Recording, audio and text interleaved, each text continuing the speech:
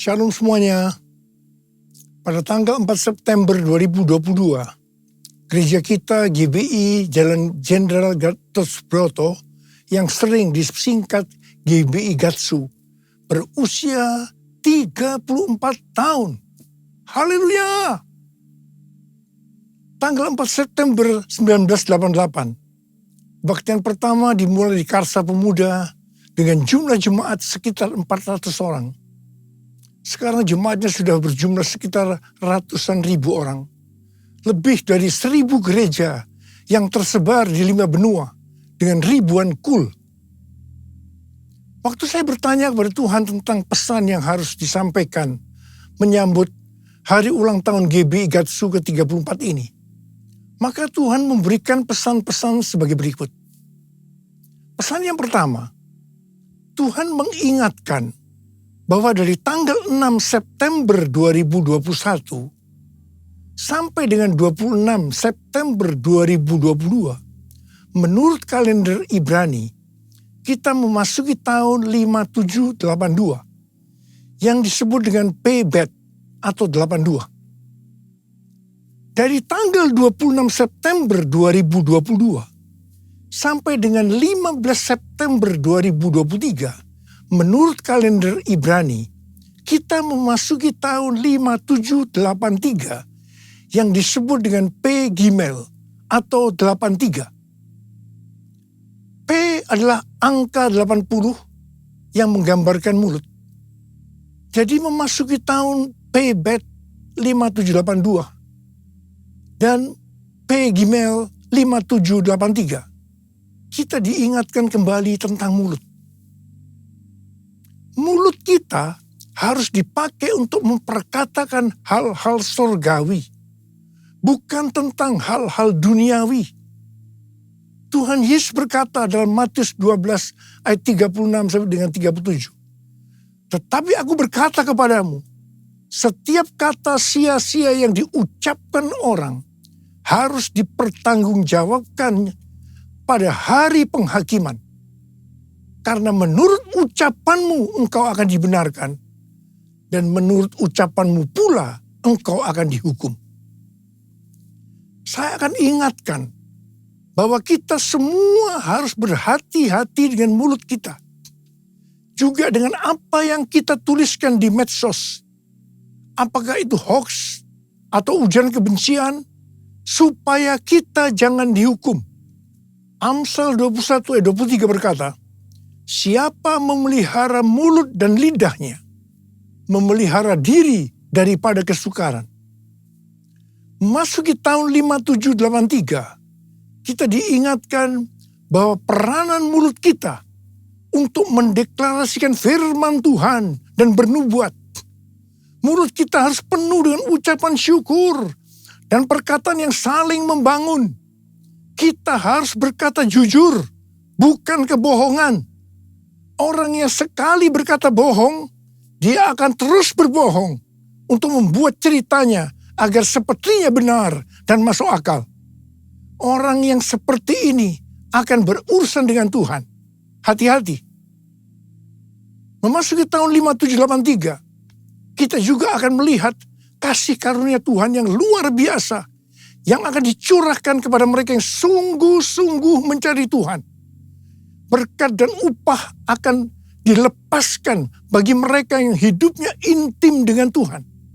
Namun, bersamaan dengan itu, akan ada pembersihan di rumah Tuhan dan penghakiman terhadap dunia. 1 Petrus 4 ayat 17 berkata, bahwa penghakiman dimulai dari rumah Tuhan sendiri.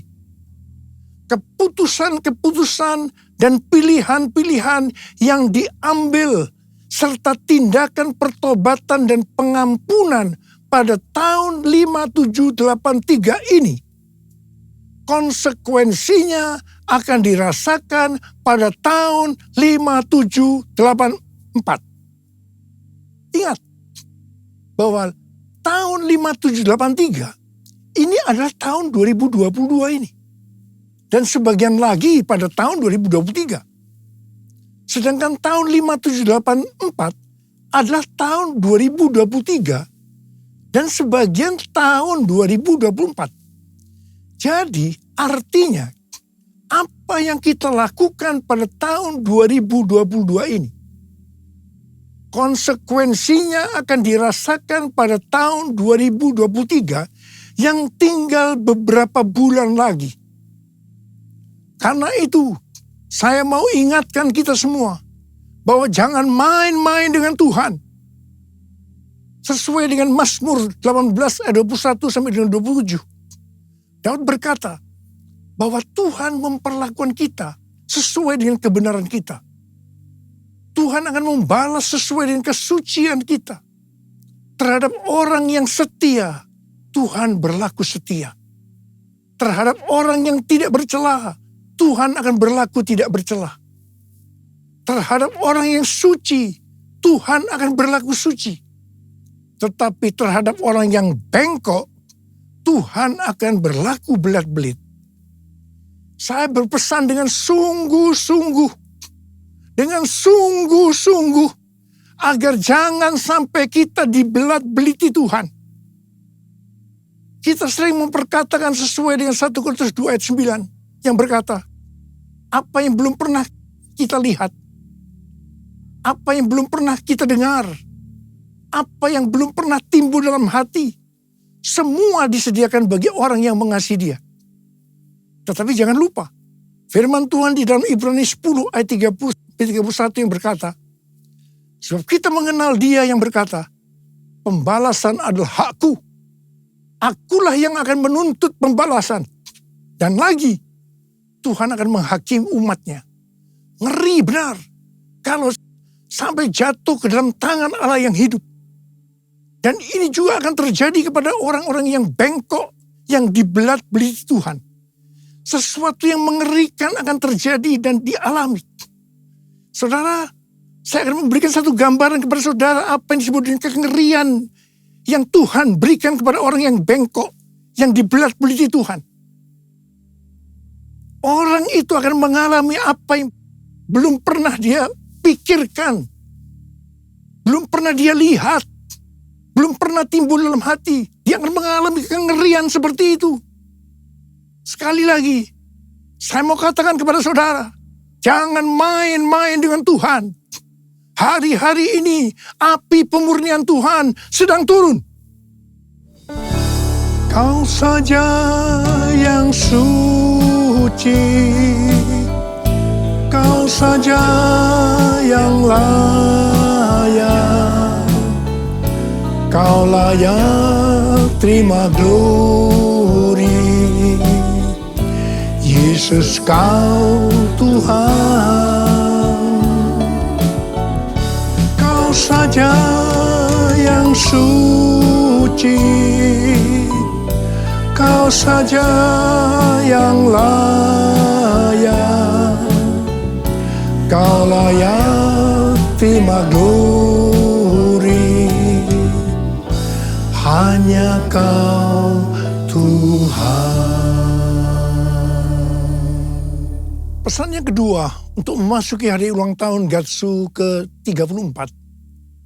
Tuhan mengingatkan kepada saya tentang apa yang Dia pernah pesankan pada hari ulang tahun saya yang ke-73 yang lalu.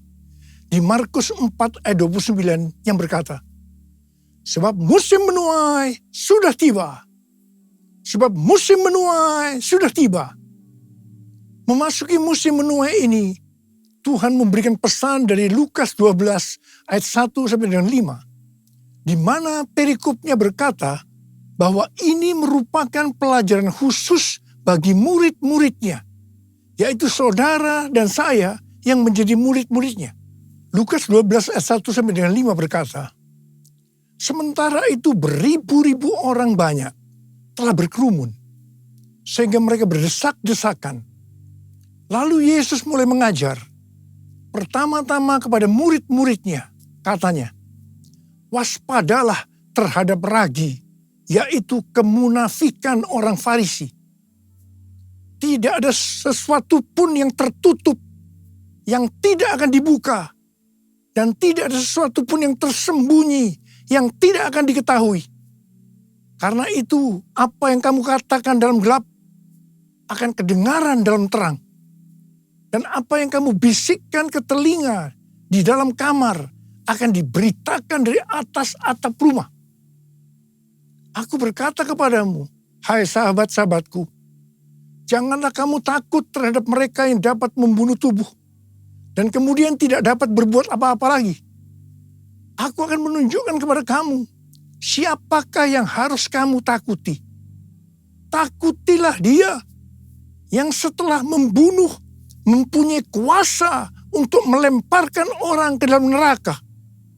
Sesungguhnya aku berkata kepadamu, takutilah dia. Di sini Tuhan mengingatkan kita sebagai murid-muridnya. Yang pertama, jangan berlaku munafik. Jangan berlaku munafik. Jadilah orang yang berintegritas. Dan yang kedua, segala kemunafikan akan dibuka oleh Tuhan. Tidak ada sesuatu pun yang tertutup yang tidak akan dibuka. Dan tidak ada sesuatu pun yang tersembunyi yang tidak diketahui. Karena itu apa yang kamu katakan dalam gelap akan kedengaran dalam terang. Dan apa yang kamu bisikkan ke telinga di dalam kamar akan diberitakan dari atas atap rumah. Dan hal yang ketiga, Tuhan berkata, jangan takut kepada manusia yang hanya dapat membunuh tubuh, kemudian tidak dapat berbuat apa-apa lagi. Tetapi kita harus takut kepada Tuhan.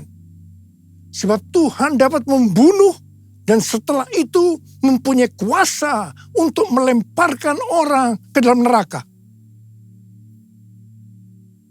Terus terang saya mau berkata kepada saudara, kadang-kadang saya heran melihat orang yang tidak jujur kepada Tuhan. Meskipun dia mengatakan bahwa dia seorang murid, apa mereka tidak tahu bahwa apa saja yang kita perbuat, meskipun tersembunyi, bahkan apa yang kita pikirkan, Tuhan mengetahuinya. Sekali lagi saya mau berpesan kepada kita semua. Jangan main-main dengan Tuhan. Jangan main-main dengan Tuhan. Sehari setelah Tuhan berbicara kepada saya tentang Lukas 12 ayat 1 sampai dengan 5 ini, saya mendapatkan tayangan YouTube yang berisi pesan Tuhan untuk tahun 5783 dari Sitrot dan Rabbi Felix Halperns. Sitrot adalah host dari acara It's Supernatural yang banyak dikenal orang. Sedangkan Rabbi Felix Halperns adalah seorang nabi Yahudi Mesianik yang akurat, yang pernah dinyatakan meninggal secara medis, pernah melihat sorga dan hidup kembali. Dalam wawancaranya dengan Sitrot, Rabbi Halperns membagikan penglihatannya tentang tahun 5783. Dia melihat selubung-selubung akan dirobek. Sang singa akan merobek-robek selubung untuk menyingkapkan apa yang tersembunyi. Ini adalah tahun untuk memilih. Maka kuasa Allah akan menyingkapkan apa yang dilakukan oleh pemerintah-pemerintah di udara, yaitu kuasa-kuasa kegelapan. Tuhan berkata, umatku akan melihat ilah-ilah di balik aborsi, ilah-ilah di balik LGBT, ilah-ilah di balik struktur politik, dan ilah-ilah di balik perdagangan. Tahun 5783 adalah tahun di mana umatku menjadi lebih tajam memahami dan terbuka untuk melahirkan hal-hal baru. Selubung-selubung yang ada dari 7 gunung, arts and entertainment, seni dan hiburan, business, church, gereja, development of the poor, pelayanan kepada orang-orang miskin, education, pendidikan, family, keluarga, government, pemerintahan akan disingkapkan oleh Tuhan. Di tahun 5783 ini, keluarga, gereja, dan pemerintah akan menertibkan rumah tangga mereka Ini adalah tahun untuk bergerak maju. Perhatikan dan fahami apa yang akan aku tunjukkan sehingga kamu dapat memilih kata Tuhan. Dan Tuhan berkata, banyak yang telah keluar atau menyimpang dari posisi mereka dalam pelayanan mereka dalam kerajaan Allah. Tuhan berkata, apa yang kamu perbuat di tahun 5783 atau di tahun 2022 ini, konsekuensinya akan dialami di tahun 5784 atau tahun 2023 yang tinggal beberapa bulan lagi. Karena itu tahun 5783 atau tahun 2022 ini adalah waktunya untuk bertobat dari dosa yang tersembunyi. Ku mau hidup seturut kehendak Tuhan, ku mau memberi semua yang ku dapat berikan. Ku mau cinta kau lebih dari semua. Ku tak dapat membalas kasih-Mu. Ku tak dapat membalas kasih-Mu. Ku tak dapat membalas kasih-Mu.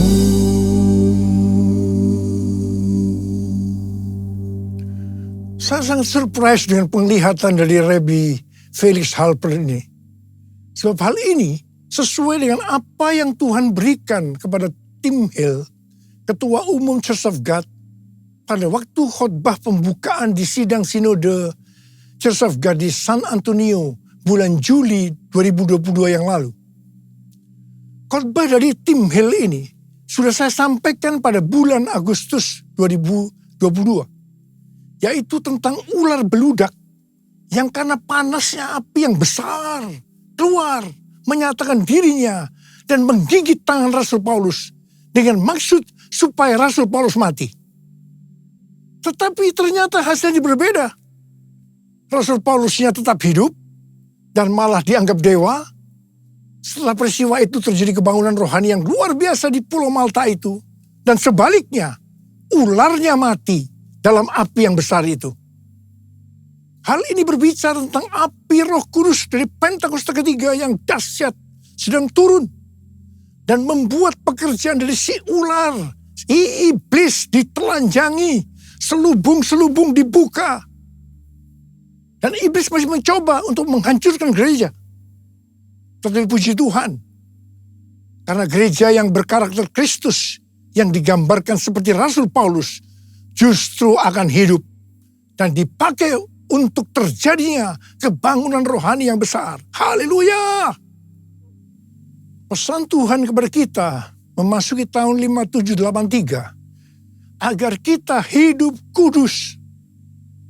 Ibrani 12 ayat 14 berkata, sebab tanpa kekudusan tidak seorang pun akan melihat Tuhan. Perintah ini diikuti dengan peringatan dalam ayat 16-nya yang berbunyi, janganlah ada orang yang menjadi cabul atau yang mempunyai nafsu yang rendah seperti Esau. Kata cabul di sini adalah tindakan amoral. Janganlah ada orang yang menjadi amoral. Nabi Yesaya dalam Yesaya 6 ayat 5 berkata, lalu kataku, celakalah aku binasa, sebab aku ini seorang yang najis bibir, dan aku tinggal di tengah-tengah bangsa yang najis bibir. Namun mataku telah melihat Sang Raja, yakni Tuhan semesta alam. Ketika melihat Allah, di hadapan kekudusan Allah, Nabi Yesaya langsung menyadari bahwa ia najis. Khususnya dalam hal mulut. Mungkin selama ini mulutnya dipakai untuk memperkatakan hal-hal yang tidak berkenan kepada Tuhan. Berbohong dianggap hal yang biasa. Apa yang dilakukan oleh Nabi Yesaya? dia bertobat dan minta ampun. Setelah Nabi Yesaya bertobat dan minta ampun, maka serafim mengambil bara api yang diambil dari atas mezbah dan menyentuhkannya ke bibir Yesaya, sehingga kesalahannya dihapus dan dosanya diampuni. Setelah itu, Nabi Yesaya dipakai Tuhan secara luar biasa. Kalau ada di antara kita, apalagi seorang hamba Tuhan, yang sedang berhadapan dengan api Tuhan yang turun, sedang berhadapan dengan kekudusan Tuhan, tetapi tidak merasakan dosa yang dilakukannya, dan dengan bermacam-macam alasan membenarkan dirinya, sehingga tidak bertobat dan minta ampun. Saya mau katakan, Anda harus hati-hati. Ingat, bagi orang yang bengkok, Tuhan akan berlaku belat-belit.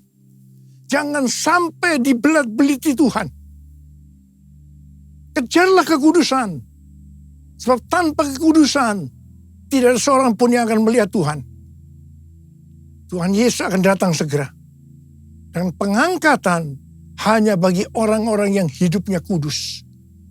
Orang-orang yang menjadi serupa dengan gambar Yesus. Dan menjadi murid Tuhan Yesus. Maranatha. Saya mau berdoa buat saudara. Mari kita katakan bersama-sama. Sucikan dan kuduskan hati ini untuk layak menghadap hadirat-Mu.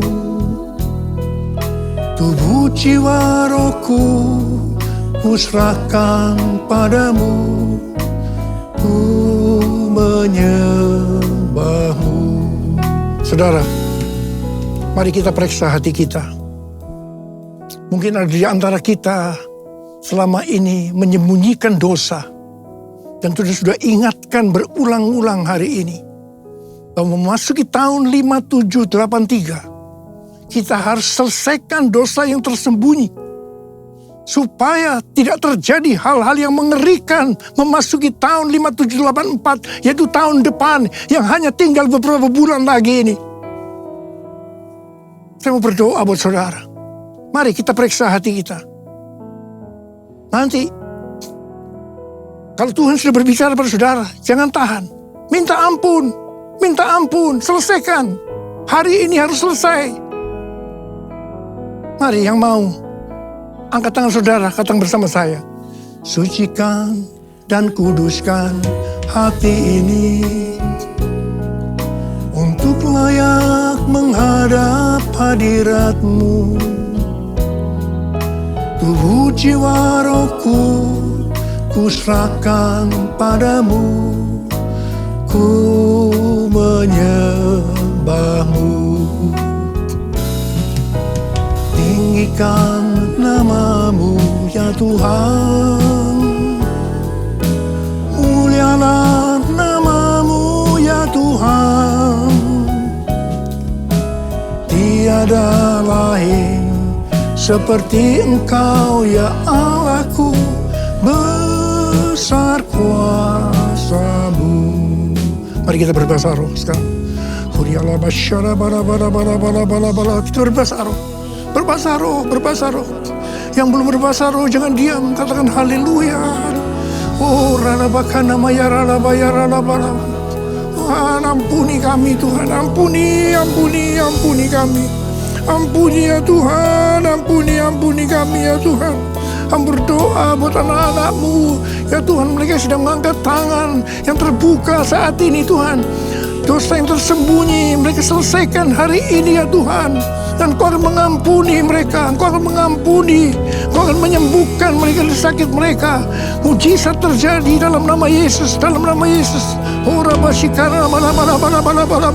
Terima kasih Tuhan, terima kasih Apa, terima kasih. Besar kuasa-Mu,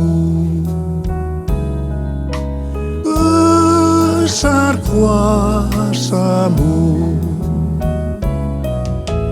besar kuasa-Mu.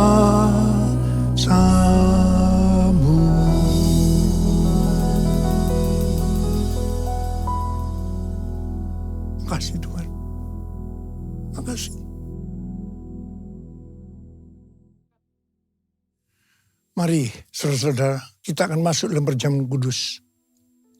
Kita akan mengingat ayat ini. Sebab setiap kali kamu makan roti ini dan minum cawan ini, kamu memberitakan kematian Tuhan sampai Ia datang. Perjamuan kudus adalah perjamuan Tuhan Yesus sendiri. Setiap kali kita masuk dalam perjamuan kudus, Tuhan Yesus selalu berkata, biarlah ini menjadi peringatan akan daku. Biarlah ini menjadi peringatan akan daku. Karena itu, mari kita tundukkan kepala. Arahkan hati kita kepada kebaikan Tuhan. Mengingat kebaikan Tuhan. Supaya kita lebih mengasihi Tuhan Yesus. Kita lebih mengasihi satu dengan yang lain. Bapa, siapakah kami sebelum kami mengenal Engkau? Kami semua orang berdosa. Upah dosa adalah maut, mati. Tapi Engkau yang tidak berdosa telah dijadikan dosa oleh karena kami. Engkau harus turun dari sorga mulia, mati ganti kami dengan penderitaan yang luar biasa. Sungguh kalau kami pikirkan betapa baiknya Engkau ya Tuhan.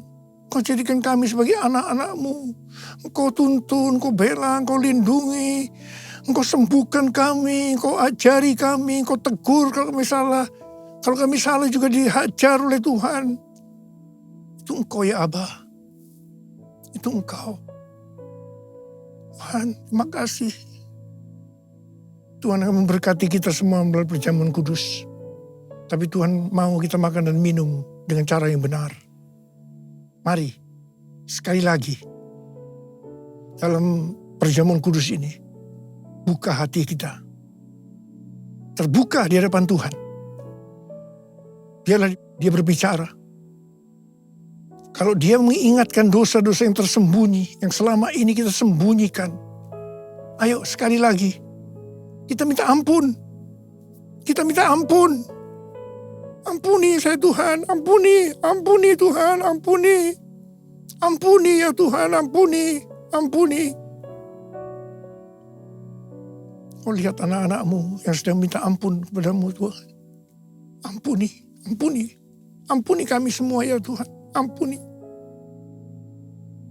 Makasih ya Abah. Kami akan masuk dalam perjamuan kudus dengan hati yang penuh ucapan syukur. Dalam nama Yesus. Amin.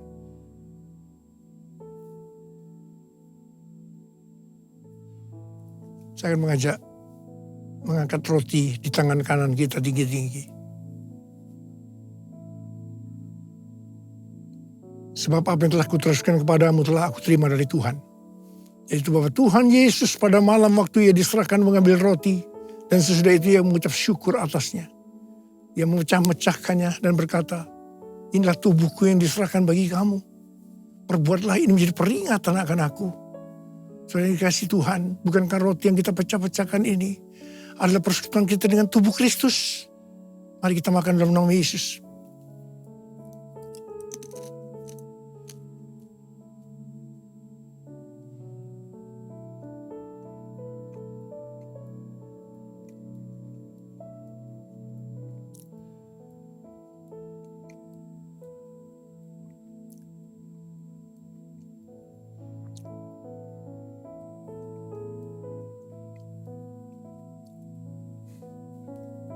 Angkat cawan di tangan kanan kita tinggi-tinggi.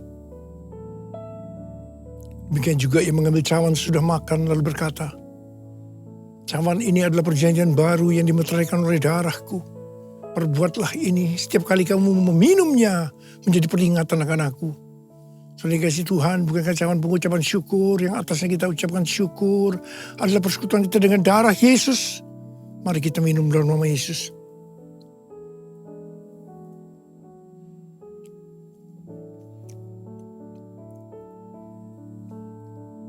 Angkat tangan kita di hadapan Tuhan. Ucapkan syukur dan terima kasih dengan suara. Jangan diam. Tuhan, terima kasih ya Tuhan. Terima kasih ya Tuhan. Kami bersyukur, kami bersyukur. Kami bersyukur ya Tuhan. Kami bersyukur ya Tuhan. Urarabasyarala barakana matakarab. Oh, rara bara bara bara bara bara bara.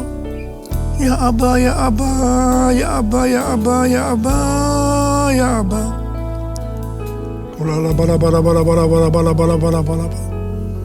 Oh, Tuhan terima kasih, Tuhan terima kasih, Tuhan terima kasih. Hamba berdoa buat anak-anakmu. Mereka membutuhkan kesembuhan. Angkat tangan saudara yang membutuhkan kesembuhan. Terima kesembuhan. Terima, sembuh dalam nama Yesus, sembuh dalam nama Yesus, sembuh dalam nama Yesus. Terima mujizat Tuhan, terima. Oh Tuhan terima kasih. Terima kasih. Terima kasih Yesusku, terima kasih Yesusku. Puji syukur hanya bagi Tuhanku. Terima kasih Yesusku, terima kasih Yesusku. Puji syukur hanya bagi Tuhanku. Puji syukur hanya bagi Tuhanku. Puji syukur hanya bagi Tuhanku. Saudara, saya mengucapkan selamat ulang tahun buat GBI Gatsu. Ulang tahun yang ke-34. Tuhan Yesus memberkati kita semua. Berlimpah, limpah. Katakan amin. Mari, angkat tangan saudara. Terimalah berkat Tuhan. Kasih karunia yang berlimpah-limpah daripada Allah Bapa dalam Anak yang tunggal Yesus Kristus. Persekutuan yang manis dengan Roh Kudus menyertai saudara sekalian mulai hari ini. Sampai Tuhan Yesus datang menjemput kita di awan-awan dan bahkan sampai selama-lamanya. Yang percaya bersama-sama katakan, amin.